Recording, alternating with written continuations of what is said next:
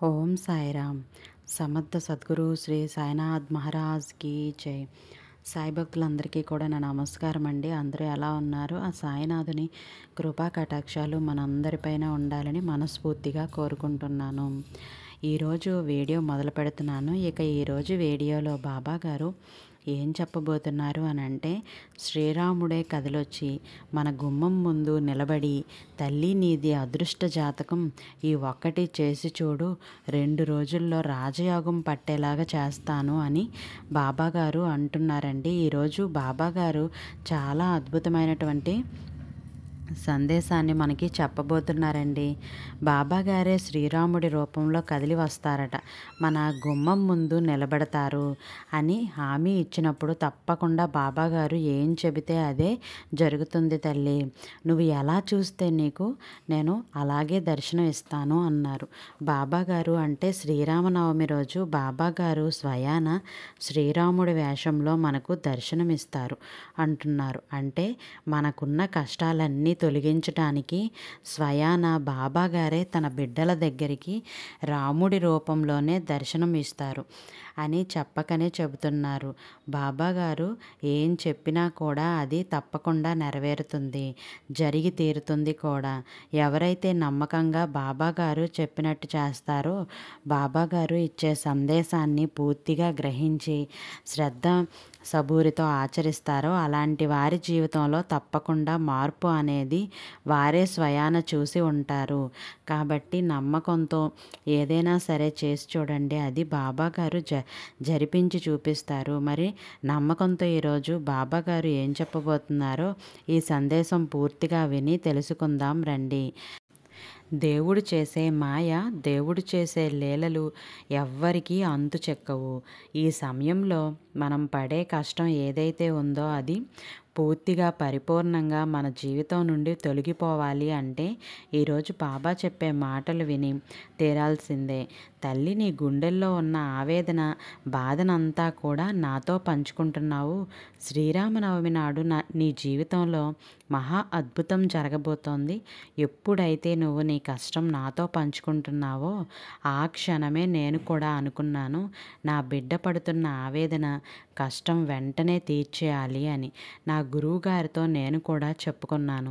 నీ బాధలన్నింటికీ కారణం ఎవరైనా సరే వారికి సరైన శిక్ష పడేలాగా నేను చేస్తాను అని. నేను చూసుకుంటాను. ఇక నువ్వు నిశ్చింతంగా ఉండు తల్లి, ఏది కూడా మనసులో దాచుకోవద్దు, నా దగ్గర చెప్పుకో అని. ఎందుకంటే కాలం అనేది పరిగెడుతూనే ఉంటుంది. మళ్ళీ మళ్ళీ నీకు ఆ సమయం రాకపోవచ్చు. దానిని వృధా చేస్తే జీవితంలో తిరిగి వెనక్కి చూడలేవు. ఎప్పుడైతే నీకు ఒక బంధం దూరమైందని బాధపడతావో, ఆ బంధం తిరిగి పొందాలని ఆశపడుతున్నావు, ఆ బంధం కోసం మదన పడుతున్నావు కదా, మరి ఆ బంధమే నీ దగ్గర లేకున్నప్పుడు నీ దగ్గర నీ చెంత ఉన్నది ఎందుకు దూరం చేసుకుంటున్నావు? ఉన్నదానితో తృప్తిగా ఉండు. రానిది వెంటనే నీ దగ్గరికి వచ్చేలాగా నేను చేస్తాను, దాని గురించి మరిచిపో. ఎప్పుడు ఏ సమయానికి భగవంతుడు ఏమి ఇవ్వాలో అవన్నీ కూడా నీ జీవితంలో నిర్ణయించబడ్డాయి. వాటిని సరిదిద్దే పూచి నాది. నా పైన నమ్మకం ఉంచు తల్లి, అది చాలు. నాకు నీ వెంట శ్రీరామ రక్షగా నేను నీ తోడుగా ఉండి నిన్ను ముందుకు నడిపిస్తాను తల్లి. నువ్వు మహాజాతకురాలివి. ఎందుకంటే నువ్వు నా బిడ్డవు తల్లి. నీది నాది ఎన్నో జన్మల బంధం. ఎప్పుడూ కూడా నీ మనసు ఒకరికి కష్టపెట్టదు. ఒకవేళ నువ్వు తెలియకుండా ఎవరికైనా కష్టపడితే నా దగ్గరికి వచ్చి క్షమించు బాబా అని అడుగుతావు. అప్పుడే నేను నిన్ను క్షమించేస్తాను. నువ్వు నా బిడ్డవి. నీ తప్పు నువ్వు తెలుసుకోగలుగుతున్నావు. ఎక్కడైనా సరే పెద్దలతో మర్యాదగా బ్రతుకుతున్నావు. అందరిలోనూ కలిసికట్టుగా ఉంటున్నావు. నీ జీవితంలో ఉన్న కష్టాలు కేవలం నిన్ను వెంటాడుతున్న కర్మ ఫలాలే కాబట్టి వాటి గురించి చింతించకు. అవి వస్తూ ఉంటాయి, పోతూ ఉంటాయి. వాటి గురించి ఈ బాబాకు వదిలేయి. ఈ బాబానే చూసుకుంటాడు. నువ్వు నిశ్చింతంగా ఉండు తల్లి. నీ లక్ష్యం ఏంటో నువ్వు గుర్తుపెట్టుకో. ఒకరి గురించి ఆలోచించటం మానుకో. నీ గురించి నువ్వే ఆలోచించుకో. సహాయం కోరి ఎవరైనా చేయి చాస్తే వెంటనే సహాయానికి సిద్ధంగా ఉండు. అంతేకాని నా వల్ల కాదు, నేను చేయలేను అని వారితో బాధపెట్టే మాటలు మాట్లాడి తిరిగి వారిని వెనక్కి పంపకు. చేతనైతే చేసి చూడు, లేదంటే మాట్లాడకుండా మౌనంగా వారికి సమాధానం చెప్పి పంపు. అంతేకాని ఎవ్వరికీ కూడాను నొప్పించకు తల్లి. నీ గురించి ఎవరైనా నీకు తెలియకుండా నీ వెనకాల చెడుగా మాట్లాడితే పట్టించుకోవద్దు. మనసులో అలాంటి ఆందోళనలు అసలే పెట్టుకోవద్దు. వారి కర్మలు వారే అనుభవిస్తారు. వారు అనుకున్న మాటలు అవి తిరిగి వారికే చెందుతాయి. కాబట్టి నువ్వు నిశ్చింతంగా ఉండు. నేనుండగా నీకు భయం ఎందుకు తల్లి? నువ్వు ఏ రోజైతే నువ్వు నన్ను నమ్మి నా మాటలు వింటూ నేను చెప్పినట్టు నడుచుకుంటూ వస్తున్నావో ఆ క్షణం నుండే నువ్వు నా బిడ్డవి. ఎప్పుడైనా సరే నువ్వు నా దగ్గరికే రావాలి. నేను నీకోసమే అన్నీ చేస్తున్నాను. ఎవరైనా నీకు కీడు తలపెట్టాలని ప్రయత్నం చేస్తే, ప్రత్యోపకారం చేయాలని చూస్తే పట్టించుకోవద్దు. ఇతరులకు చేతనైనంత సహాయం చేయటానికే ప్రయత్నం చేయి. ద్వేషించటానికి ప్రయత్నం చేయదు. ఈర్ష్య, అసూయ, విరోధము, పోటీలకు అసలే పోవద్దు. ఎవరు నా నామాన్ని ప్రేమతో ఉచ్చరిస్తారో వారి కోరికలు ఎన్నటికీ కూడా నేను నెరవేరుస్తూనే ఉంటాను. ఎన్ని కోరికలు కోరినా అవి వారి జీవితానికి ఎంత అవసరమో ఆలోచించి మరీ వారికి ఆ కోరికలు తీర్చడానికి ప్రయత్నం చేస్తాను. కాబట్టి తల్లి, శ్రీరాముడి రూపంలో కదిలి వస్తున్నాను. గుమ్మంలో నిలబడతాను. ఆహ్వానం పలుకు. అంతేకాని చూసి చూడనట్టు ఉండకు. నా వేషధారణ చూసి మోసపోకు. నన్ను ఎవరో అనుకొని తిరిగి పంపావే అనుకో, నేను మళ్ళీ తిరిగి రాను తల్లి. కాబట్టి నేను ఎప్పుడైతే వస్తాను అని చెప్పానో అప్పుడు తప్పకుండా వచ్చి తీరుతాను. ఎందుకు అంటే నువ్వు నా బిడ్డవి, నమ్ముతున్నాను కాబట్టి, నా కోసం ఎదురు చూసావు కాబట్టి, నన్నే నమ్ముకొని నా కోసం ఎన్నో తీపి వంటలు, నాకు నచ్చిన వంటలు చేసి పెడతావని నాకు తెలుసు. నేను తప్పకుండా వస్తాను. నా బిడ్డ ఎదురు చూస్తూ ఉంటుంది. తల్లి, ఇక ఎలాంటి ఆలోచనలు, మనసులో ఆందోళన పెట్టుకోవద్దు. నిశ్చింతంగా ఉండు. నేనే స్వయాన దిగి వస్తున్నాను. నీ అదృష్టం ఎలా ఉందో చూస్తూ ఉండు. నీ జాతకమే మారబోతుంది. 2 రోజులలో రాజయోగం పడుతుంది. అంటే నన్ను నమ్ముతావు కదా తల్లి? నా మాట మీద నేను నిలబెడతాను. అలాగే నువ్వు కూడా నేను చెప్పినట్టుగానే నడుచుకుంటే జీవితంలో ఎలాంటి కష్టాలు ఉండవు. ఎప్పుడైతే ఇతరుల గురించి ఎక్కువగా ఆలోచిస్తావో, ఇతరుల గురించి తప్పుగా మాట్లాడతావో అప్పుడే నువ్వు నన్ను దూరం చేసుకున్న దానివి అవుతావు. ఎప్పుడు నీది నువ్వు మనసులో పెట్టుకో. నీ గురించే ఆలోచించు. శ్రీరామనవమి నాడు ఏం చేయాలి అన్నది ఇప్పుడు తెలుసుకో తల్లి. ఎందుకంటే ఆ రోజు రాముడి రూపంలో దర్శనం ఇచ్చేది నేనే. నీ సాయిని అని గుర్తుపెట్టుకో. నీకు నచ్చినట్టుగా నువ్వు పూజ చేసుకో. నువ్వు ఎలాంటి నైవేద్యం పెట్టినా నేను స్వీకరిస్తాను.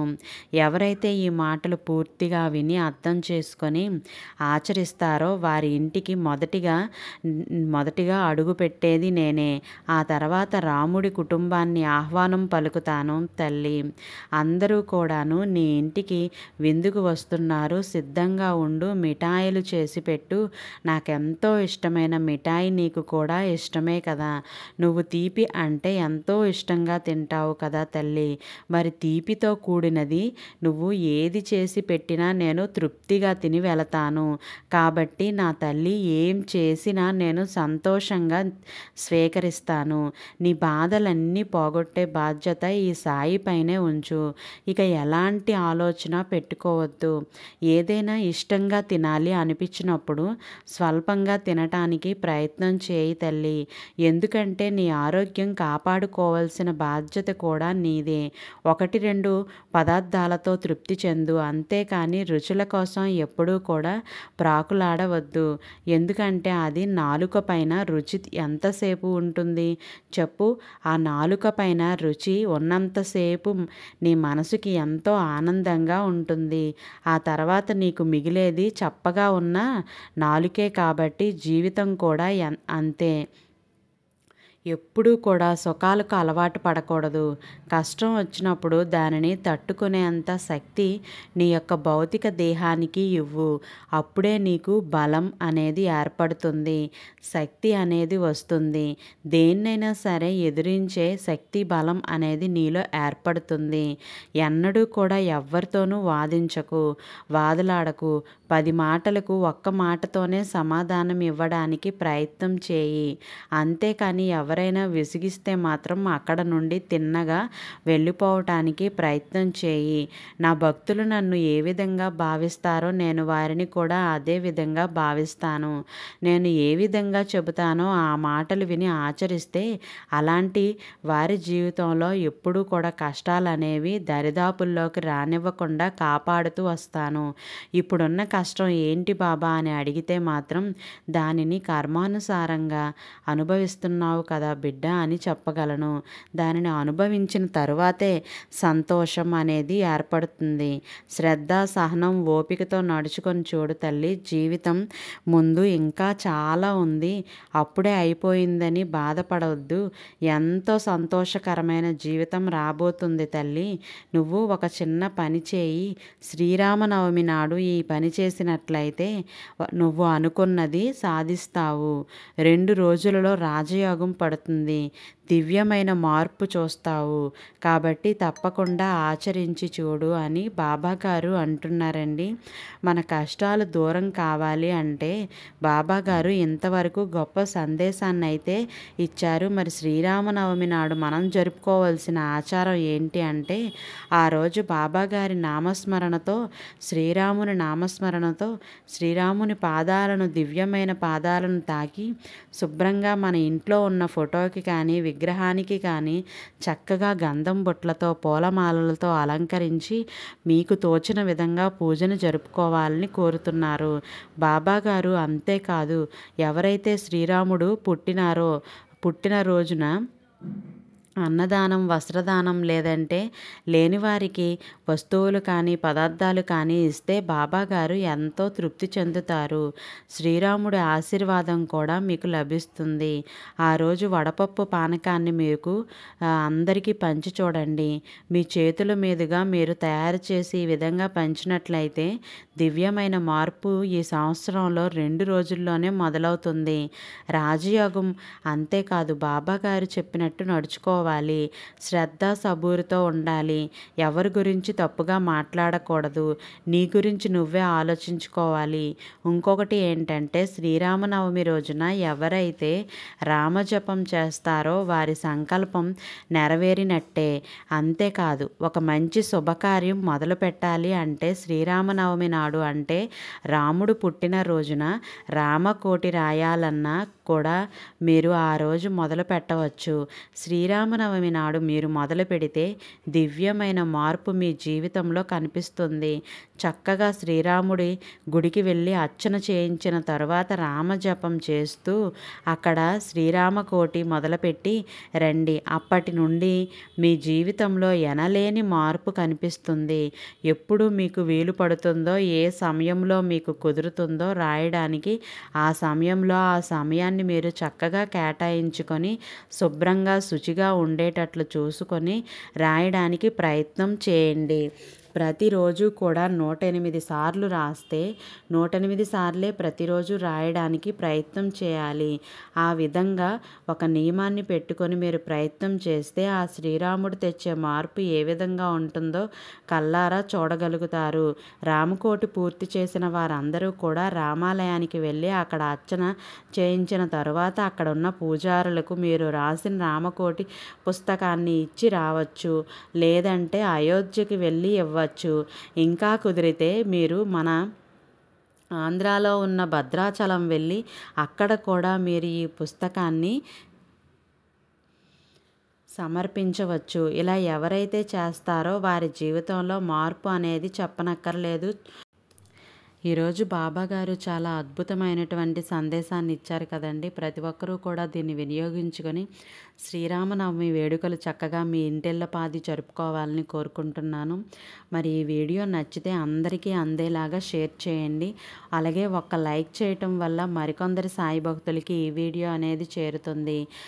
ఈ వీడియోకి 200 లైక్స్ అయితే ఇవ్వాలని ఇస్తారని ప్రతి ఒక్కరూ కూడాను ఆ సాయి ఆశీస్సులు అందుకుంటారని కోరుకుంటూ ఓం సాయిరామ్ సమర్థ సద్గురు శ్రీ సాయినాథ్ మహారాజ్కి జై.